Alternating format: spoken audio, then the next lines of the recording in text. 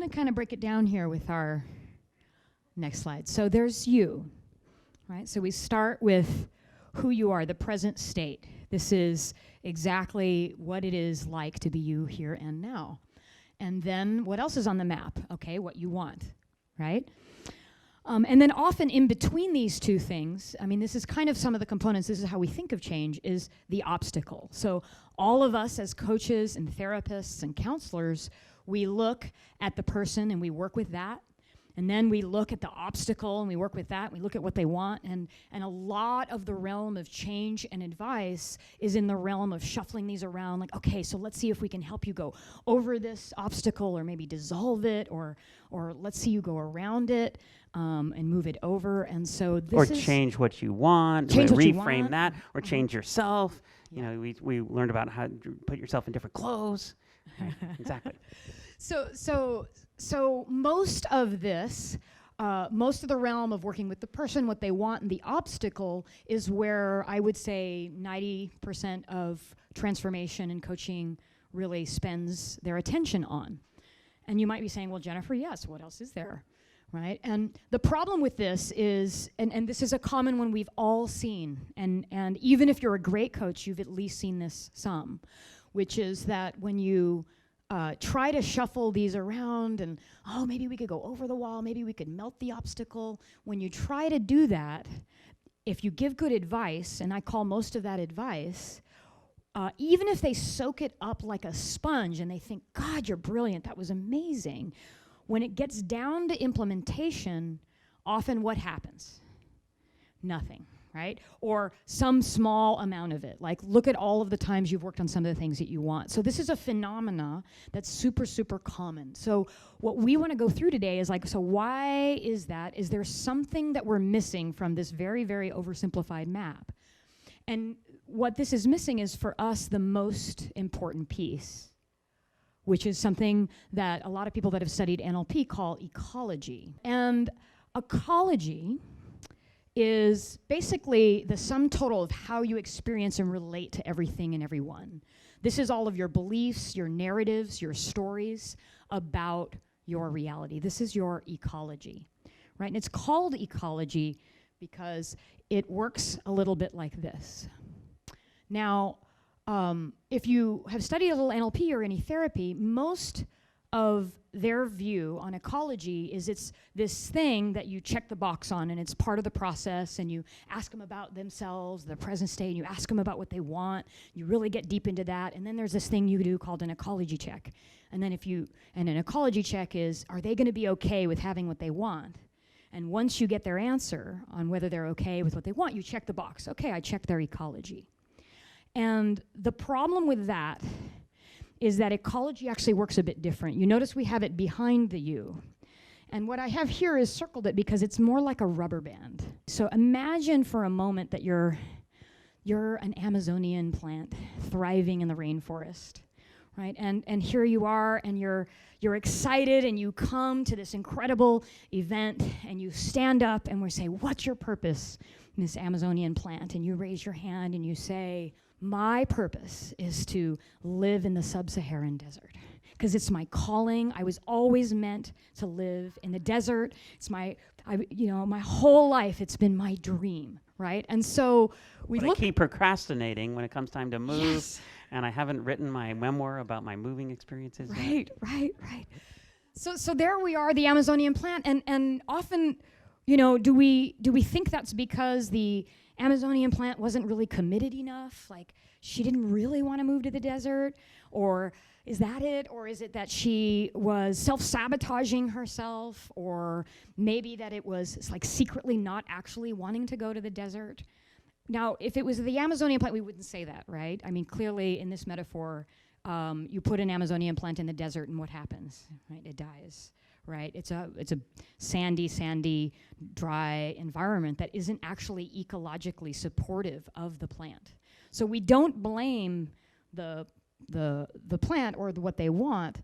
What we look at is the actual ecology. What is the environment that they're in that is either supporting what they have or not supporting what they have and what they want. So you see the circle around it because it's kind of like this rubber band. So if you think of ecology more like, less like a check on the box, like, oh, do they really want it? And is that safe for them? And more like a rubber band. And so you have this thing we call willpower, right? And so willpower, if you had no willpower, you would be over here, right? The amount of like natural willpower has you kind of reach towards what you want. You're in this room because you have a desire probably to be even better at what you do. And if you didn't have willpower, some of us would be like a couch potato sitting at home, eating our bonbons and not really doing anything, right? And left to some of our devices without the force of will to have us want to get out there. So our natural will has us at least move in the direction of what we want. But if ecology is back here, where you'd be without any will, and you are over here a little closer to your obstacle, to the obstacle and closer towards what you want, then what's happening with the rubber band? Boy, it's getting tight. It's stretching and getting tight. So it's kind of like there's the rubber band, you're kind of stretching towards what you want, and the minute you get a little closer, it kind of snaps you back, right?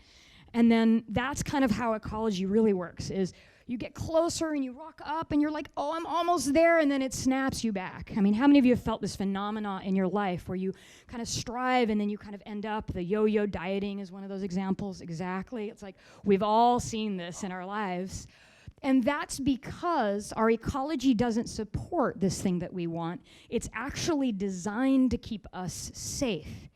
It's an incredibly complex system. This is the most important job we have, is to keep ourselves safe. And if it's unknown, it's not safe. So it's gonna snap you back. And one of my favorite metaphors about this, as you're being snapped back is like, imagine it like a shoreline, right? So the obstacles is like the beach shoreline. And so the waves come up, and you can kind of, even as the waves pass, you can see how far they've gotten. Right, so imagine that shoreline, and as a coach, as Brian and I work with people, this is how it looks. It's kind of absurd in a way. Here's how it looks. So there you are, and you're like, I want to do X, Y, Z. Here's what I want, and you get close to that shoreline, and then you get snapped back, and you go, okay, there I am. I want to get to this shoreline, Brian and Jennifer, but you see that grain of sand on the very other edge of that shoreline? That grain of sand. I'm genetically predisposed to not be able to get by that grain of sand. And because that grain of sand is just over the shoreline, you think it's the grain of sand holding you back.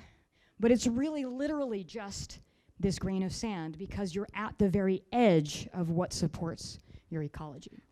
So as just as an example, we've worked with people who are looking to find their true partner, their evolved, conscious, amazing, sexy, wonderful partner that's built just for them, and vice versa.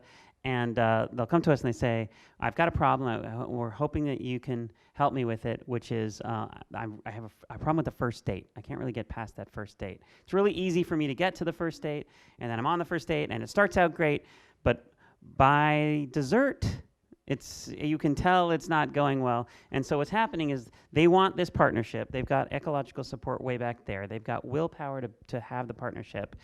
So they start stretching the rubber band, and they get to the to the flirting, and then they get to the asking out and exchanging numbers. The rubber band's getting a little tight. Then they get to the first date, this line here, and the rubber band now is at its max.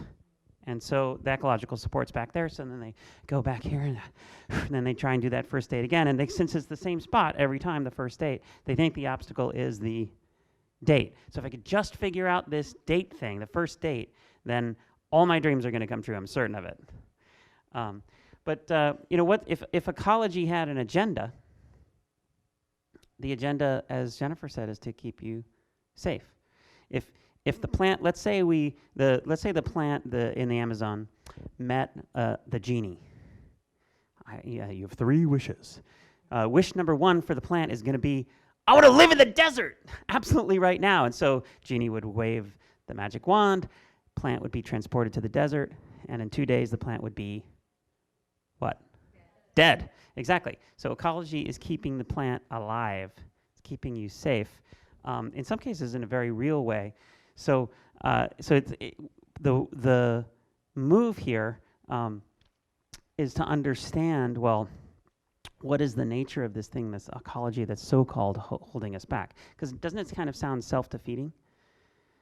And it only sounds self-defeating because we're only looking at sort of part of the picture. Were you going to bash the self-sabotage myth? Or do I want to? You want me to do that? Yeah, sure. Okay, great. So I heard self-sabotage earlier. Someone's like, oh yeah, self-sabotage. And in a kind of way, doesn't it sound like we're sort of describing self-sabotage? Right? Who believes in self-sabotage as a thing? Cool. We want to bash that myth. I don't believe self-sabotage actually exists. Just because, for example, the plant was not self-sabotaging themselves to prevent themselves from moving to the desert. The plant was legit keeping itself safe and alive. So based on your map of reality, everything that you want that you currently don't have is off the list of what's safe. It's off the list of what you actually can have, sometimes for really good reasons you haven't explored yet, and sometimes because of the way your ecology is sort of constructed. Just one more add to that. It's kind of like there's the Amazonian plant, and it flies and it decides to join a love conference and hire a coach. Yeah. And it realizes, it tells itself, oh, I really need accountability coaching, to get me to write my book and to stop procrastinating. And so it gets there, and then it gets on the plane. It's about to go, and wouldn't you know it, oversleeps. Yeah, exactly. Right before the plane is supposed to take off. Oh, my phone died in the middle of the night. My alarm didn't go off. I overslept. Because the closer you get to what you want, the more kind of insidious and unconscious this kind of snap back process is. So the plant goes and buys like a phone charger. It's like, that is going to solve my problem. Yeah. That is going to get me to the desert. So ecology has some components to it. When we say what is ecologically supported, it means all of the relationships you have to different things and how they exist for you, both in terms of the past and the future, and also internally and externally. So your external past are things that have happened to you. So you in the past read a book, and that happened. That's in your external past.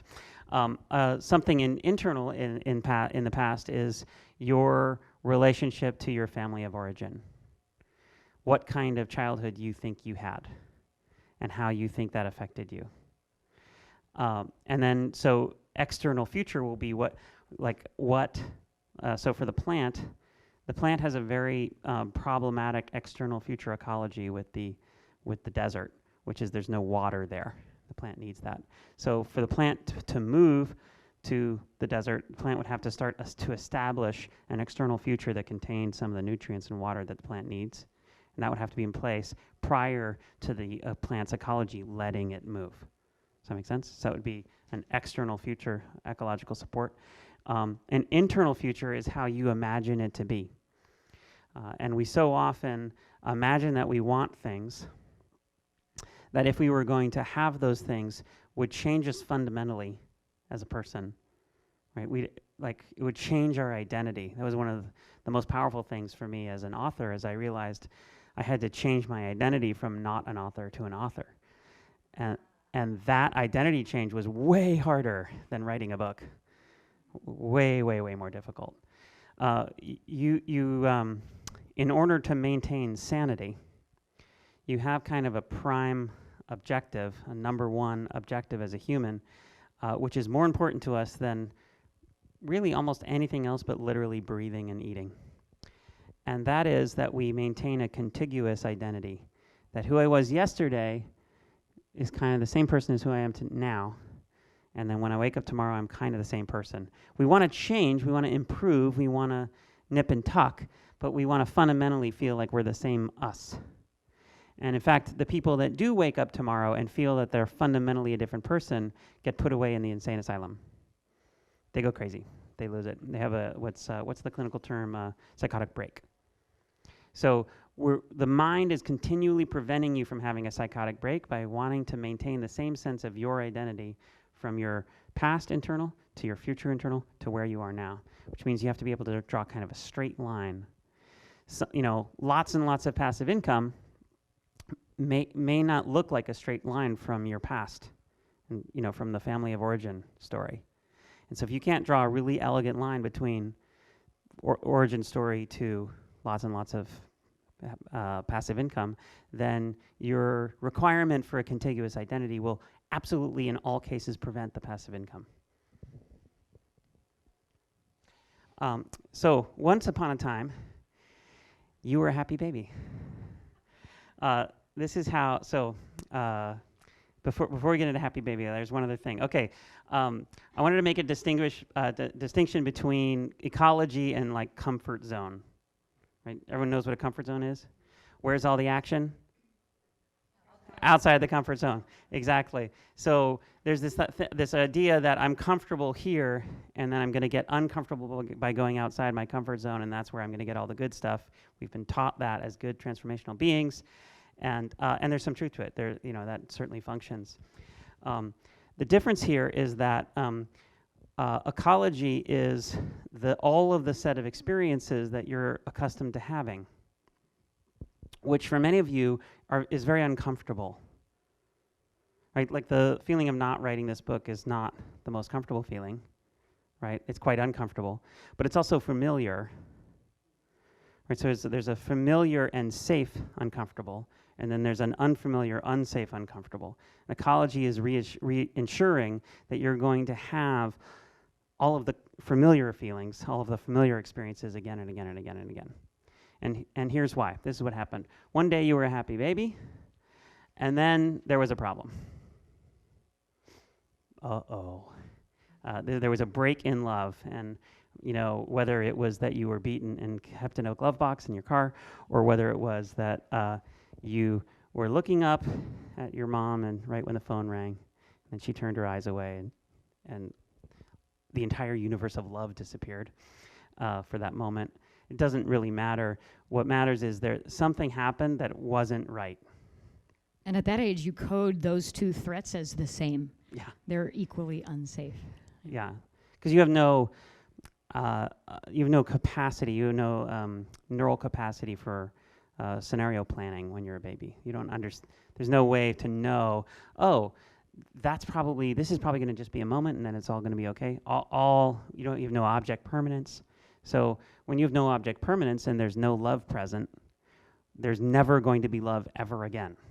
Right? So that's why, I don't know if you've been ever around babies, but babies are always either really stoked or pissed as hell.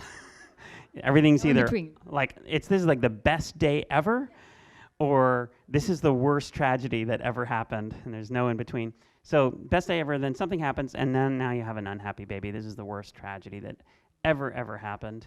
And so then the baby, and this is starting before you learn language, the baby makes some decisions in that moment, because it's very uncomfortable when bad shit's happening for you not to know why. Have you noticed that? Like, you're in a relationship, and then the person you're in a relationship with suddenly stops returning your texts, and then you get 3 days later a text that say, "We're over." What do you want to know? Why? And if you don't know why, it drives you crazy. You have to find out, you call his friend, you go do all the whole business, because you have to know why. So the unhappy baby has to know why he's unhappy, and he asks himself the why. But of course, he has no, or she, little baby, has no capacity for really understanding anything about the situation. So with that limited understanding, makes some decisions, which is the next. We don't have that one. And then what happens over time? I don't know if you've, again, if you've been around babies, if baby's crying and then there's soothing, and then what happens a little bit later? Happy baby, again. So what does the happy baby do? It says, remember those decisions that I made when I was pissed off about myself, about other people, or about the world? Remember those decisions? They worked. They restored happiness. So those decisions become cemented as facts about the world.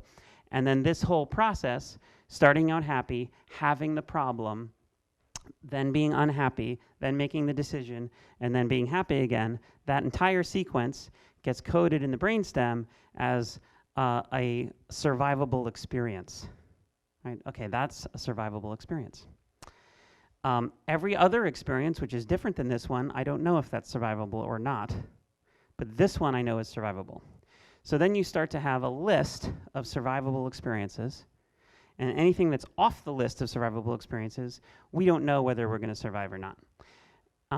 So if you were driving down the road and there was a fork in the road, and Google Maps says you have a choice, there's a left and a right, you can take which one you want. The left is you're guaranteed to survive if you go left. The right, we don't know.